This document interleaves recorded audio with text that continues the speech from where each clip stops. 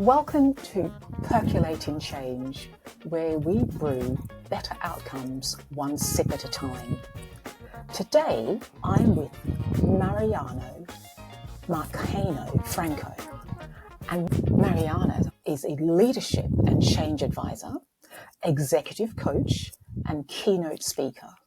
Through her consultancy, Elevative, Mariana helps organizations lead change from the inside out, focusing on what matters most, their people. With over 17 years of experience, Mariana has worked across the public and non-for-profit sectors, and Mariana is known for her energy, authenticity, and practical storytelling designs that deliver leadership programs on adaptive leadership, communication, and how to influence effectively to ensure that teams thrive well through transformation. As is typical in this particular point in the podcast, we ask our guests for an opening statement to set the table. Mariana, what is your opening statement? First, let me say thank you, Alicia, for the invitation to be part of this podcast. My statement is that adaptive leadership is not about having all the answers. It's about navigating change with curiosity, courage, and human-first mindset. I love that. Curiosity, change, and human mindset. That sounds very intriguing. Can you tell me why now and why you've chosen this particular topic? Alicia, I think this episode is great for any leader, any emerging leader, or any leader by role, whether you're managing a team or you are influencing through collaboration. This is for anyone that is facing constant change and uncertainty, which I think pretty much all are facing change and uncertainty. Right now, with so many organizations going through transformation, the ability to adapt while keeping people engaged, it's more critical than ever. So I think this is why adaptive leadership is so important and fundamental, not only in the workplace, but in our personal lives. Yeah. And keeping people engaged, that's one of the key factors there. So being adaptive, being flexible enough to understand what's happening around you.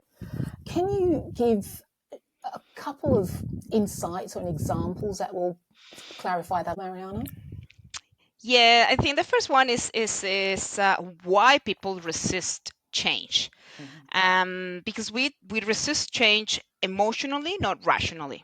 So I think that's very important to know. Sometimes we are in the everyday's busyness, and it's really hard for people to take time to reflect.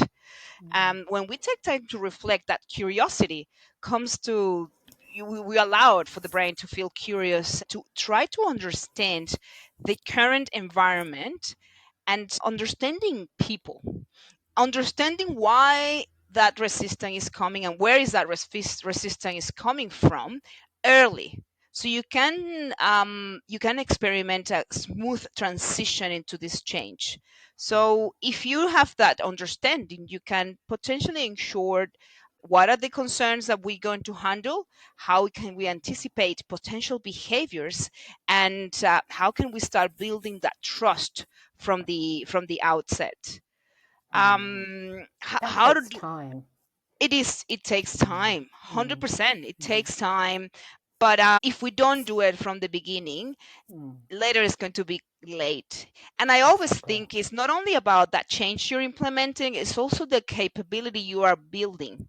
Yes. So if you already have people building the change and the adaptability capability, it's going to permeate in everything, in pretty much everything you do.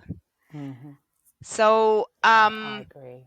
yeah, and understand and understand where is that fear coming from, sorry, when is that resistance is coming from, and it will normally come from fear of losing power, control, Of fear of course. losing authority, fear of losing my job because of this new system that we're implementing. So many Exactly. different things there. But once you have the self-awareness, then you Yeah. can do something.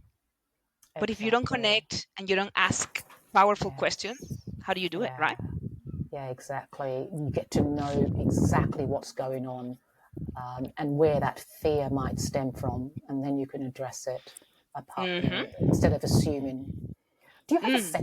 second example? Do you have time for a second example for me? Yeah, look, I think the other insight is building and developing leadership for change. Mm, So leadership sets the tone for success during change. I'm talking about leaders who are equipped with the right skills and the mindset to mm-hmm, inspire confidence, mm-hmm, to inspire people to navigate that transition. And many of the transitions are quite scary and daunting. We don't even know. And I think with AI, it's a perfect example of that. We're mm, navigating AI, but with a lot of fear and uncertainty of where we're going to end, if it's going to end. Um, mm, and also, when we have real leadership skills and capabilities there, we can foster that collaboration within teams, um, mm, creating that foundation for sustainable growth and alignment. So yeah. there are so many different ways you can do that, but I think one of the main ones in adaptive leadership is you empowering your team Mm-hmm, by connecting and having those open conversations. I was just having a coaching session yesterday, and for her, her aha moment was like, I've never taken the time. Pay attention mm, to this. Taking the time, not having time, is taking the time with intention to have a casual conversation with her team members beyond the one-on-one weekly meetings that we have mm, we taken the time to connect as in a deeper human level? mm, I'm not saying that you're going to talk about your personal life. yeah, We're going to simply sit and say, how are we doing in the workplace? Are we yeah, fulfilled? Are we satisfied? What else we can do to feel better?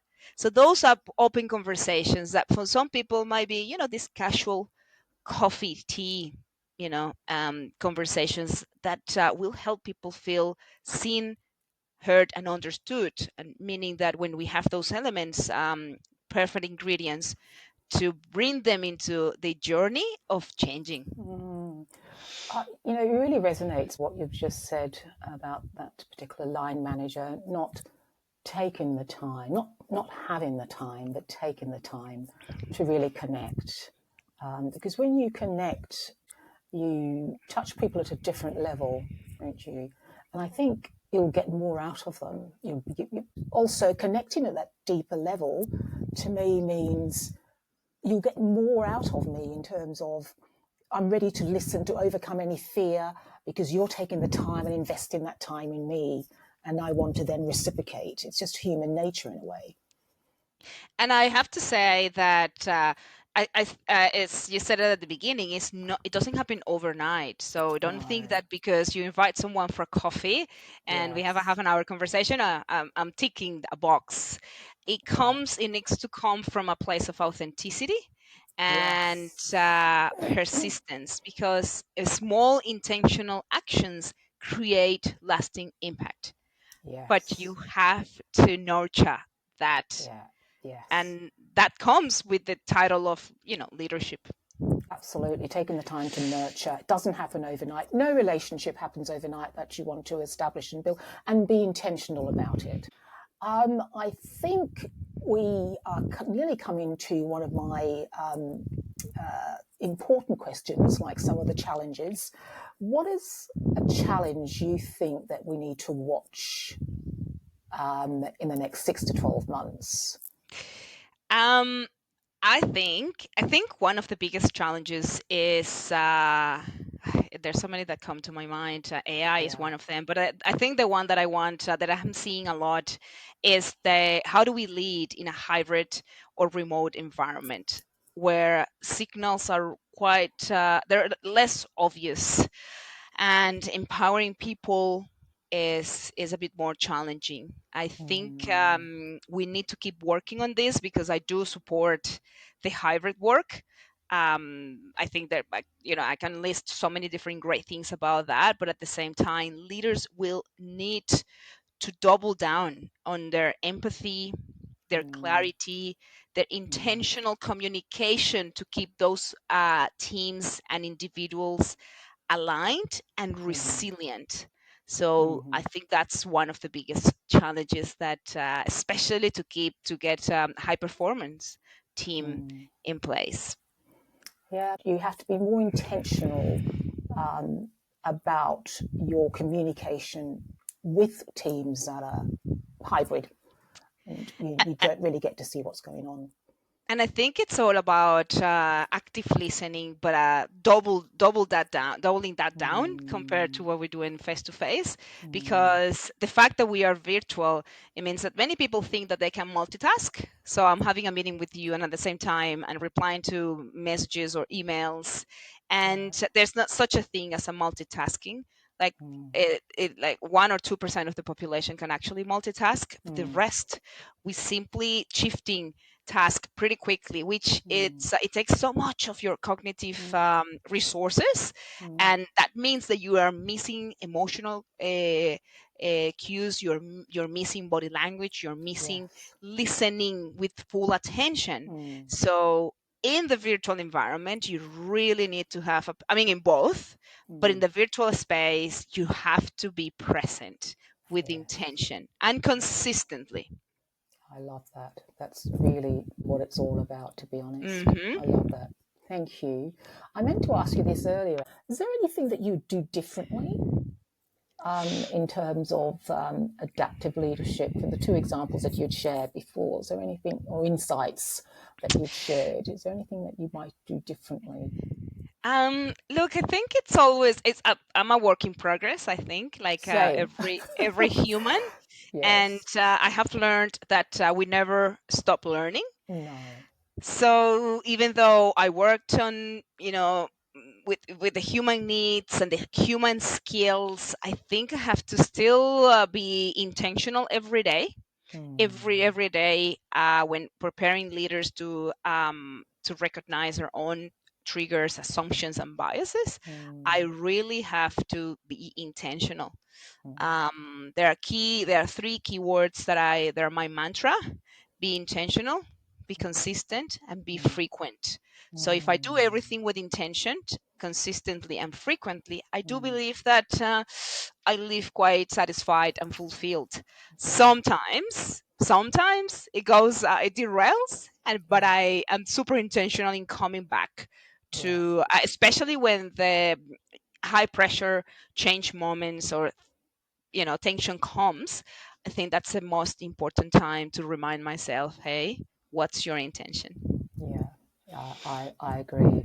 It's those small, intentional, frequent opportunities to communicate in a consistent way that Hmm. presents your brand, presents who you are, because you show up all the time in the same way and you're intentional about it. So small little steps. In the same theme, any myths that you might like to bust? um that adaptive leadership is it's about charisma, or it's about personality, or because that person is a leader, he or she knows it all. I think, again, and this ties pretty well with the beginning. Adaptive leadership is about curiosity. It's about your confidence. It's about connection, and it's about you having the courage to reflect and intentionally building capabilities, to be a better leader and better human being. And anyone can do that, but Yes. you really need to set the intention and work on that. And that's why we have you as a coach. Because, as someone mentioned, I'm serious, as someone mentioned to me the other day, it's that, managers, become managers based on their performance. based on a number of criterions, but not necessarily about how they manage their team or how they show up for their team, and that's not their fault. So that's an opportunity to be coached. I'm all for being coached, and to remind yourself this is what you need to do to be consistent. So I've really enjoyed today's session. I can talk to you for hours on this subject. Really, really Me enjoyed too. it. Thank you. Now, how can people get hold of you? We'll share your links in the show notes at the end, but if you want to share with our audience, how can people get hold of you? Yeah, look, if they want to know a bit more about me, my website is there, elevative.com.au. And I developed that website not only to show, well, what I do and how I work, but also to support, to provide different tools and frameworks and resources to help Mm, you practice your adaptive leadership. So if you go on my website, you will find different free guides yeah, I on love how it. to apply successful employee change management, how to speak up and have more assertive communication in the workplace. And Mm, look, LinkedIn, I think is my channel. I always say that I'm in Canberra, but regardless of being in Canberra or not, I'm open for coffee, and I mm, love to listen to stories and having conversations. It could be a coffee in Canberra, it could be a virtual coffee from anywhere. But yes, what I want to say, like, if nobody asks, nobody gives. And that's it. sometimes is only having a conversation with someone that really creates that awareness and that self awareness and transformation